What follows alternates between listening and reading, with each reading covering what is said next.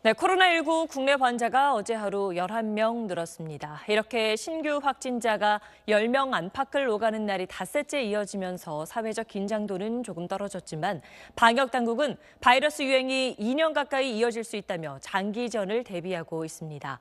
코로나19 항체 관련한 중간 연구 결과도 발표했는데 항체가 생긴 회복기 환자의 절반가량이 재양성 판정을 받은 것으로 나타났습니다. 어떤 의미인지 조동찬 의학 전문 기자가 전해드립니다.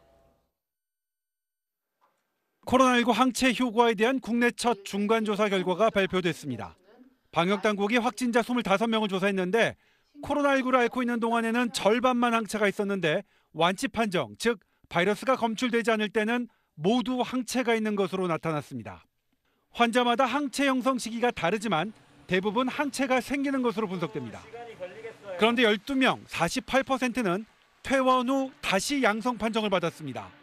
이를 두고 보건당국은 항체 형성이 무의미한 것으로 해석하지 않았습니다. 바이러스 유전자 검사, 즉 RT-PCR은 죽은 바이러스 조각도 양성으로 판정하는 한계가 있기 때문입니다.